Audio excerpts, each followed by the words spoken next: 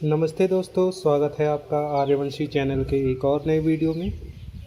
ये जो पौधा आप देख रहे हैं इसे एरंड कहते हैं और अक्सर ये हमारे घर के आसपास की खाली जगहों पर मिल जाता है। ये बहुत ही गुणकारी पौधा है और एक इसकी अच्छी खासियत ये भी है कि इसके जो बीज होते हैं उसकी गिरी में से तेल निकलता है और वह तेल कई प्रकार के आयुर्वेदिक नुस्खों में उपयोग किया जाता है। तो तेल के बारे में हम बाद में बात करेंगे। आइए इसके अन्य भागों के बारे में पहले बात कर लें। एक इस पौधे की खासियत ये भी है कि ये अपने बीजों को किस प्रकार फैलाता है। तो जब भी इसके बीज पक जाते हैं और इस लायक हो जाते हैं कि उनसे नया अंकुर निकले, तब इसके जो फल हैं वो एक बहुत ही झटके के साथ फटते हैं, जिससे इसके बीज दूर दूर तक बिखर जाते हैं और समय आने पर उन बीजों से नए पौधे निकलते हैं।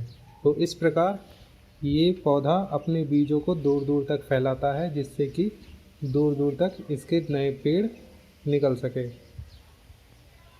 इस पौधे का उपयोग आप पेट की चर्बी को कम करने के लिए कर सकते हैं। तो उसके लिए क्या करना है आपको कि इसकी जो जड़ है उसकी जड़ को कूट कर उसका काढ़ा बनाना है और उस काढ़े को नियमित सुबह शाम पीना है। ऐसा करने से पेट की चर्बी धीरे धीरे कम होने लगती है।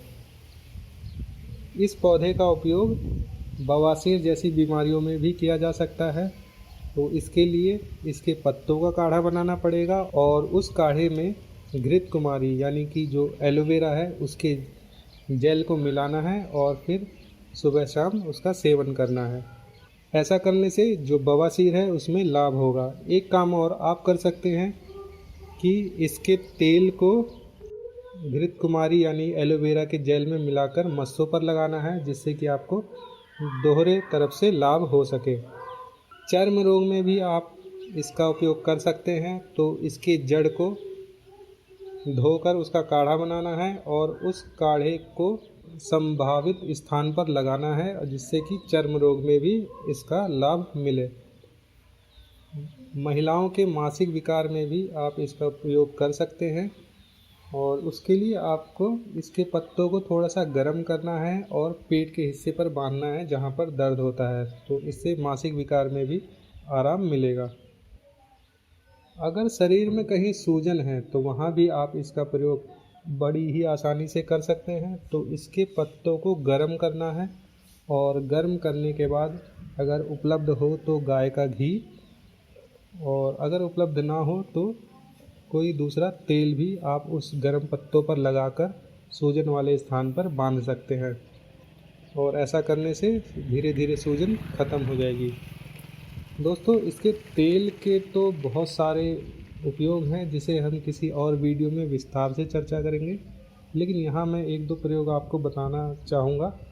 अगर एड़ियाँ फट रही हैं तो वहाँ पे भी आप इसके तेल को लगा सकते हैं, जिससे कि एड़ियाँ फटने में लाभ हो सके। और इसके अलावा भी कई प्रकार के त्वचा विकारों में आप इसका प्रयोग कर सकते हैं इसके तेल का। तो दोस्तों, ये कुछ प्रयोग हैं जिन्हें अपनाने से आपको अवश्य ही लाभ पहुंचेगा और इस पेड़ के बारे में आपकी रुचि भी बढ़ेगी।